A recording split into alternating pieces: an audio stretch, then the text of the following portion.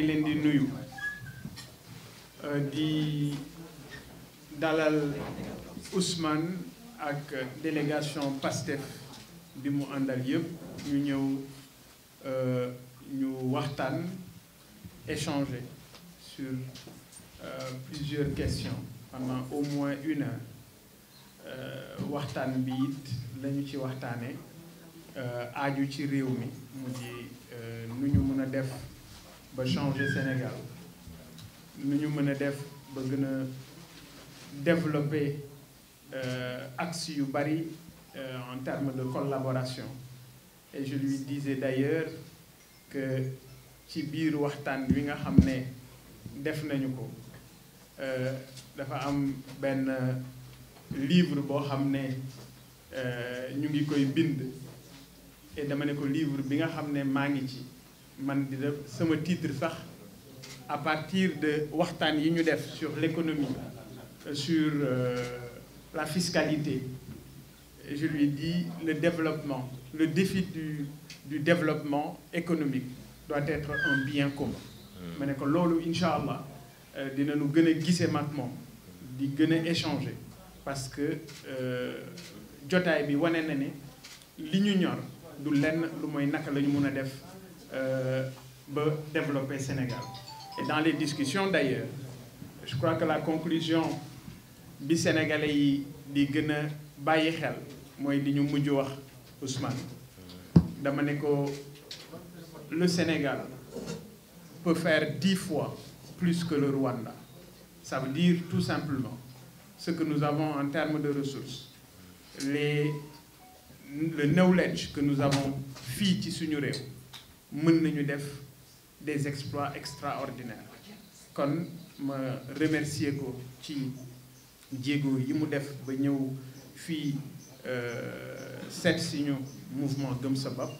di remercier bu baax délégation bu am solo bi nga xam ne moom la àndal jox ko kàddu gi et incha allah après ma tëj.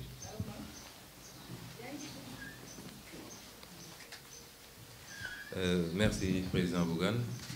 mbokk yi asalaamaaleykum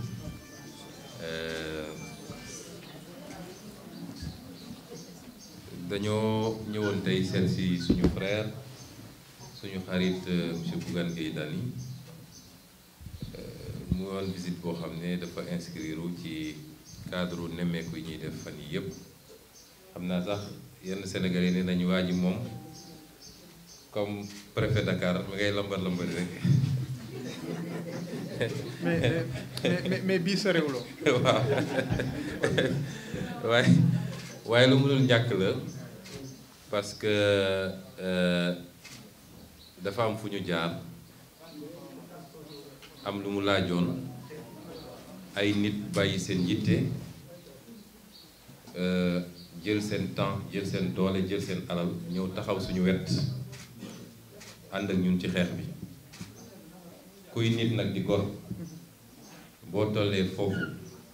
ñu defal la loolu da nga war a dellu ne jaajëf looloo waral tànk yi muy tànk yu am solo it ci gën a waxtaan gën a xamante parce que bëri na ñoo xam ne sax ci mbir mii laa leen découvrir wala laa leen xamee donc rafetoon na it ma dellu ne leen jaajëf tànku nemmeeku la tànku ngërëm la moom bi mbir mi amee defe naa Sénégal yëpp gis nañ taxawaay bi ci am en tant que acteur politique jël na ay initiative am bi muy ñëw sama kër defe naa dafa dox sax ndax yàlla dafa def ay voisins lañu fii la jógee dox ñëw ba sama kër ànd ak délégation bu takku ñëw seedeel ma solidarité am ak yéeneem ci ànd ak ñun ci xeex bi te noonu la ko defee it ba ñëpp gis ko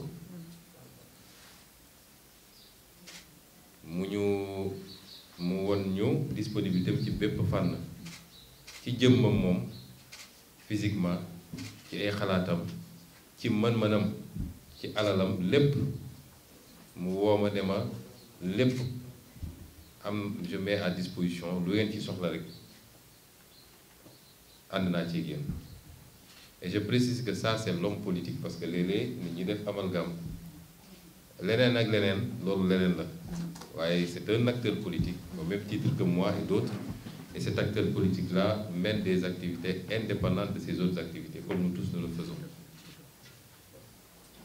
kon Bougane ñu ngi lay gërëm yow ak waa mouvement Gëm Sa Bopp yéen ñëpp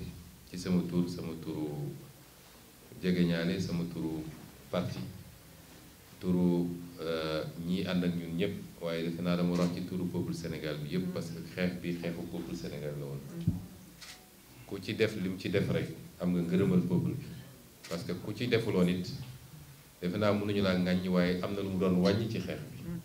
te c'est un combat qu'il fallait et qu'il faut toujours gagner. C'est un combat pour la démocratie. loolu mooy woon solos ñëw bi waaye bi ñu egsee it fekk nañ fi un acteur politique boo xam ne jàpp naa ni ci nouvelle vague politique bi la bokk comme ñun ñii am na neneen nu ñuy gisee politique am na neneen ni ñu koy defee moo tax li tax suñu tëju yàgg defe naa li ci ëpp waxtaanu tolluwaay réew mi la waaye mu gën a jëm ci koom-koom parce que le premier pari qu'on doit gagner ici Sénégalais yëpp dañu ko war a xam c'est le pari économique. Or Sénégal dañoo fexe suñu politiciens classiques yi rawatina wala surtout nag ñi nga xam ne ñoo yor réew mi ci jamono ji dañoo fexe ba débat bi ëpp solo cim réew boo demoon France wala nga dem fii États-Unis wala nga dem fii nu mu turati Allemagne wala Japon nit ñi économie rek la ñuy wax. Tout le débat politique tourne autour de l'économie parce que si tu gagnes le pari économique tu gagnes le pari social.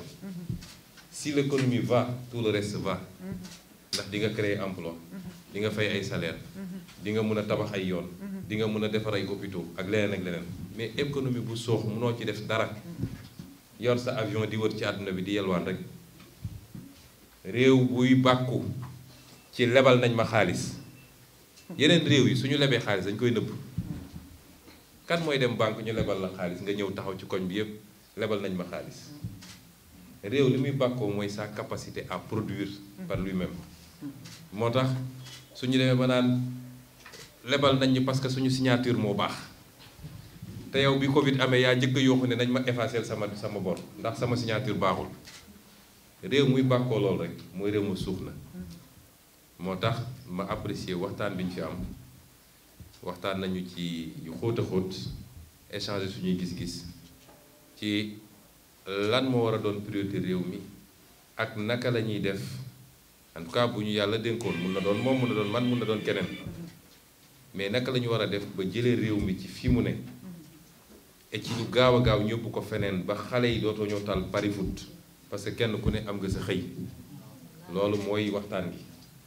muy waxtaan bu ma apprécier aussi. débat boobu nag ni mu ko waxee bien commun la war a doon mooy dañu war a fexe ñu ci woo Sénégalais yépp nag ndax lii ñuy dugal nii yépp àdduna sax dañuy reetaan réew moo xam ne li mën a taal réew ma li mën a focaliser débat yépp du lan mooy avancer loo réew mi waaye ay débat personnel loolu ñun ñëpp dañ ko war a bañ léegi. Le seul compte qu'on doit demander à nos gouvernants mooy gannaaw fal nañ leen jox leen réew mi jox leen budget suñu impôt lañ fay dugal xaalis bi Macky moomu ko keneen moom ku fi nekk rek da ngay fay lempo boo ko yëgi boo ko yëgul ndax ku fi jëndi woon carte crédit 1000 francs sax 18% TVA mu ngi ci biir donc suñu xaalis boobu ñu ko jox muy suñu budget daan koy tabbal ay ndaw muy administration ñi nekk ci l'impôt ñi ne ci douane ñi ne ci trésor ñi ne ci agriculture ñi ne ci santé ñu jël loolu lépp teg ci loxoom ne ko résultat la ñu bëgg yemul foofu ñu ne ko jox nañ la suñu sañ nga war a mën a leb ci suñu tur ñun ñoo koy fay ñun ak suñuy sël wutal nañ la sax avion parce que bëgguñu ngay rang waaw bëgguñu ngay jël car rapide dañ la jutal avion boo xam ne saa su la neexee nga ne waa ji préparer l'avion maa ngi ñëw damay dem Paris booy génn ñu ne ñépp nañu taxaw yow rek a sañ a romb xam nga loolu ku la ko jox deselu la dara kon lañ la laaj mooy résultat laaju ñu la nga xëy su ba ngoon jot di xool naka laay def ba tëj Bougane naka laay def ba élection man doo ngay dem waaye nooy def ba ndaw ñi liggéey ku feebar faju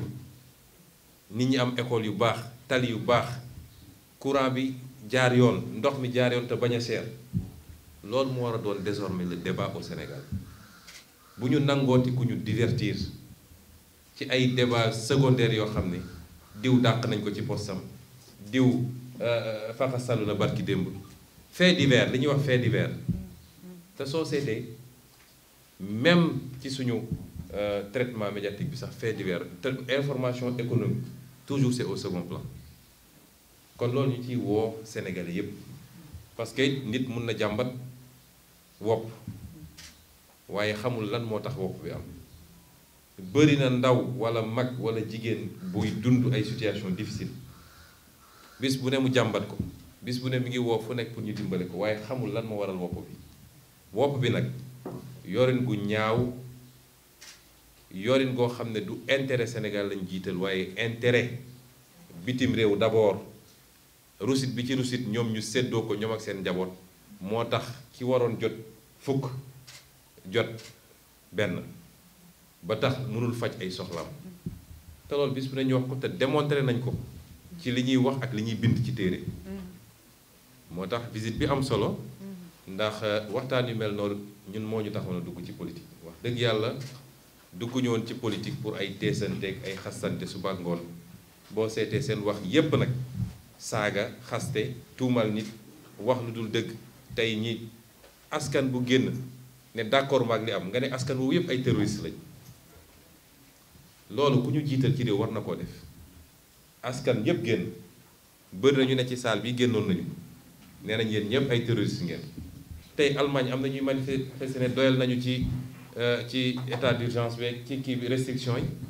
mais est-ce que Angela Merkel sañ naa taxaw ne ñii ay terroriste lañu wala ay puissance occulte ñoo nekk seen gannaaw ñàkk weg Sénégalais yi weesuwul loolu mais il faut que ñu góorgóorlu ñun ñëpp ba bu ñu divertir Sénégal mi ngi ci guuta mi ngi ci ab kan goo xam ne li ko ci war a génne du lu yomb te nag du doon Macky Sall ak ñi mu àndal ku ñu jox réew juróomi at ak ñett defoo fi tous lu nit mën a ne wàññi na coono Sénégal yi xaar ba nit ñi jóg génn nga naan maa ngi def 300 milliards pour la jeunesse ak nangam ana li ñu waxoon fii ci DER bi te nag nax bi dafa jeex ndax dañoo xaar ba élection jot ñu ñëw ne DER jàpp jeunes yu bëri jox leen moitié ne leen bu élection bi passé ma jox la moitié bi des ana DER boobu lan la fi réglé ana yeneen programme jeunesse yu fi dul jeex kenn gisul lekkukaay xaalis dong nag kooku mënatul doon la solution du Sénégal du moom di ñu mu àndal ndax gis-gis bi leerul pas-pas bi setul yéene gi baaxul la fa des mooy encadré leen ñetti at yi ñu jëlee leen fi daal di teg une équipe parce que dama wax ni yàgg wax ni Sénégal ku yaakaar ni benn nit a koy soppi da ngay nax sa bopp équipe la même bu nit ñi jaaree ku nekk ci yoonam ci élection présidentielle ñi bokkoon idée seeni programme jege bu ci kenn jàllee dina soxla ñi ci des ñépp pour defar Sénégal loolu moom ku ko xam baax na ku ko xamul da ngay nax sa bopp mooy andi lii fi xew rek donc loolu defe naa dinañ continuer waxtaan yi ak ñeneen nag parce que géew gi dafa mel ni mu ngi commencé yaatu ñu bëree ngi jël seen responsabilité fi mu toll nii même ñu nekkoon feneen dem ba gis ni fii du foofa ñu ngay jël seen responsabilité loolu yëpp il faut ñu xool nu ñu koy organiser pour le bénéfice exclusif du Sénégal parce que Sénégalais yi mérite nañu autre chose ce peuple bi ma gis nii très fier digne ce peuple mérite autre chose ce peuple mérite beaucoup mieux te suñu responsabilité la ñun ñu xeex boobu pour que ce peuple mun a accéder à ce mieux là kon ñu ngi leen gërëm di leen sant di leen gërëm suñu hôte Bougane Gueye Dany ak ñi mu àndal ñëpp ci waa gëm sa bopp jërëjëf. maa ngi remercier le président Ousmane Sonko ci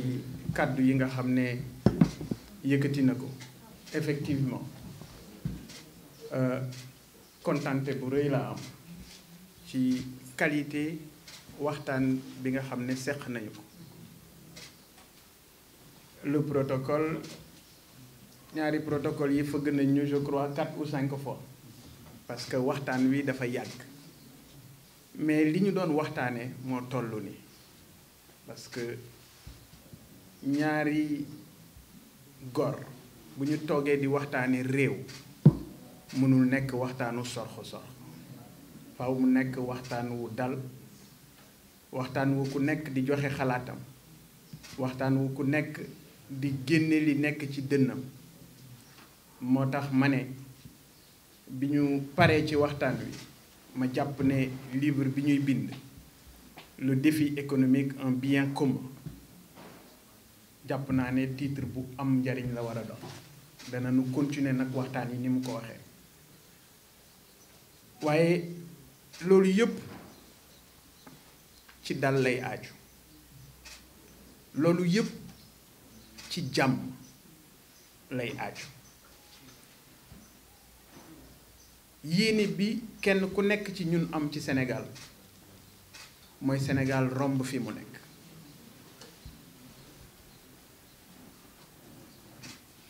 waaye loolu ñi yor pouvoir dañu ci am part de responsabilité bu mag dugg si na ci wax na jaajëfal ñu ci li ñu taxaw moom bi mu nekkee ci jafe-jafe parce que jàpp naa ne man du doon man taxawaay bi ma ci taxaw bu ni mel nga ci yam kon jàppal ne taxaw bi ñu jóg ci jafe-jafe jooju daloon sa kaw ba tey ñu teg ko ci sa ndodd d'ailleurs et yéene bi mooy comme ni ñu ko waxtaanee mu nekk lu leer nañ Sénégal yépp teg ci seen gët ku ne xam ne lii am na leneen lu newoon ci ginnaaw te loolu ñun am nañu ci yow yaakaar wax naa la ko waxaat la ko j'ai confiance en vous et j'ai confiance à la justice du Sénégal pour que loolu ñu leeral ko ñu xam ne nit ñi la ñu doon ruumanaat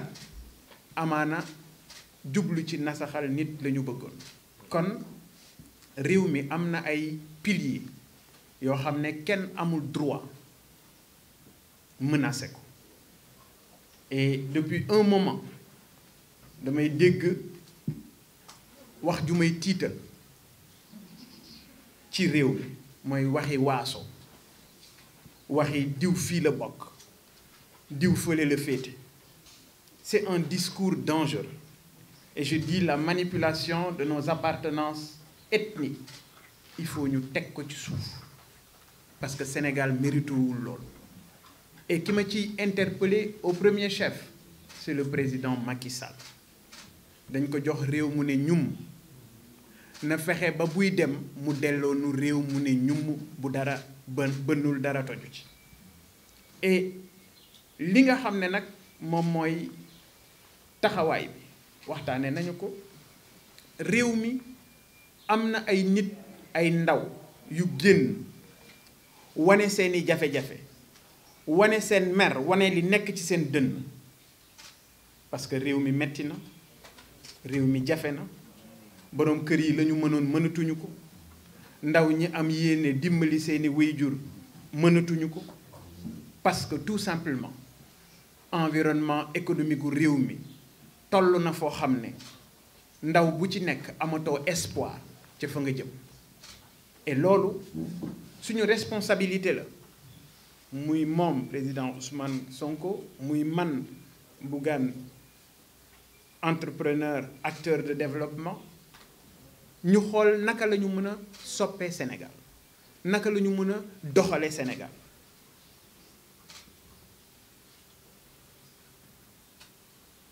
président Macky Sall nee na génne na 350 milliards ma ne c'est bien mais c'est un aveu d'échec parce que boo demee ba 9 ans après nga ne danaa génne 350 milliards pour les jeunes ça veut dire tout simplement nangu nga ne la nga defoon boobaak léegi dara baaxu ci ku mënul bawul lu yàqu day doon yow et damay wax saa su ne ni jànguloo tari amut fenn moom président Macky Sall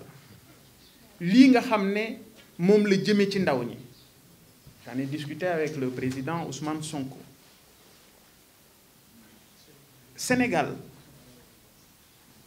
waruñu woon a toll foo xam ne ndaw ñi dañ naan dañ leen di wutal liggéey parce que ndaw ñi ñooy Sénégal. Mais figurez-vous que la moyenne d'âge au Sénégal c'est 19 ans. ñi nga xam ne amuñu 40 ans léegi ñu toll presque ci 77% de la population. ñi jël ay décisions ci réew mi ñoom ñëpp dañoo am plus de 60 ans waat ñi am plus de 60 ans ci réew mi matuñu 10%. kon lu matul 10% ci réew mi ñooy jël décision pour 90% des Sénégalais. Alors la jeunesse est interpellée. moo tax ma ne li amoon ci réew mi fan yii ku jàpp ne politique rek la nax nga sa bopp. C'est un signal fort et on en a discuté, surtout pour les hommes politiques, surtout pour ñi nga xam ne dañu war a jël réew mi ëllëg yore ko. Cette jeunesse dañu soxla perspective. Jeunesse bi dañu soxla ñu libérer les énergies pour que ñoom ci seen bopp ñu mën a am lu ñu suturloo ba mën cee yor seeni wéccu. Et loolu kenn ku nekk ci ñun war na ci bàyyi xel. li gën a am solo ci waxtaan wi ma seq ak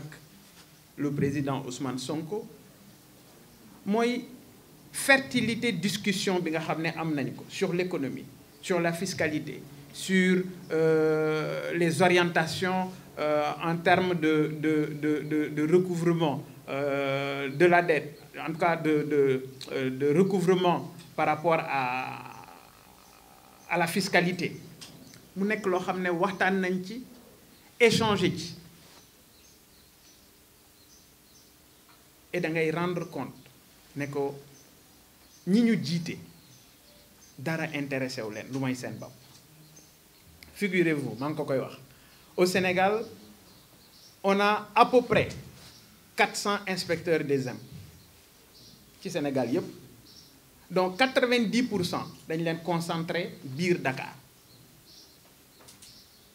dañuy jël ay inspecteurs di leen yóbbu Cap Skirring,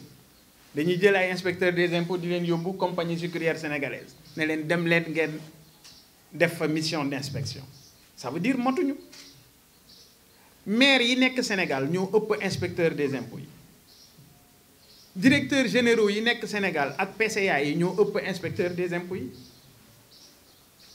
te état nu muy amee xaalis, état lu koy jox xaalis mooy inspecteur des impôts, parce que ñoom ñooy dem vérifier, ñooy dem xool, ñooy dem jëli xaalis bi doon rot. mais loolu yëpp ñu échanger ci lu jëm ci wàllu économie, nu ñuy développer Sénégal, yan mesures de sauvegarde, quels sont les secteurs yu am solo yoo xam ne war nañu créer chaîne de production yi ngir cette jeunesse mun a am ci lu ñu jàpp. On en a discuté et li ma gën a neex ci discussion bi c'est quand le président Ousmane Sonko chaque fois ci biir wax bi il me dit Bougane boo jëlee réew mi, Bougane boo jëlee Sénégal. Ça veut dire dafa gore. Et ci biir wax bi it ma ko koy delloo ne ko yow it boo jëlee Sénégal. Ça veut dire tout simplement ça veut dire tout simplement am nañu yaakaar ci moom. ki nga xam ne it moom moo jiite Sénégal ab présentement muy président Macky Sall dal ci réew mi moom la war. dama dégg fan yi démb lay wax sax li am université, qui est regrettable d'ailleurs, mais damay interpeller encore l'État du Sénégal parce que faire régner l'ordre, fexe ba dal am, ñoom ñoo ko warloo ak askan wi parce que ñoom la ñu jox réew mi. kon nañu fexe ba coow li may dégg coow bu dangereux, wax yoo xam ne waxi ñàkk fayda la, muy waxi waaso, ñu teg ko ci suuf nu mu gën a gaawe parce que Sénégal méritowul lool. ci biir waxtaan wi luy développer le sud du pays, on en a parlé, l'état de la route Sénoba Madina Wandifa Bunkiling Oulampan jëm Bignona wax nañ ci yoon yooyu. et mu am ci ay xalaat yu am solo ci naka la ñu mën a soppee xar kanam bi nga xam ne moom la Sénégal am anticiper ci li nga xam ne moom moo di révolution yu war a ñëw donc c'est dire waxtaan yi nga xam ne am naa ko bari na mais waxtaan wii ma waxtaan ak moom tey dama gënal pourquoi parce que temps bi ñu def lépp Sénégal dong la ñu waxtaane yokkute Sénégal dong la ñu waxtaane fexe Sénégal jëm sa kanam dong la ñu waxtaane li ñu yóotu nag bu dee ne liggéeyal Sénégal dong moo ñu tax a jóg yàlla nañu ko suñu borom defal yombalal ñu ko mu ànd ak dal bu dee ne leneen laxasu na ci lu mooy defar Sénégal mu jëm kanam yàlla nañu ko suñu borom xañ ba duñu ci jot allahumma salli ala sayyidina Muhammad. Merci.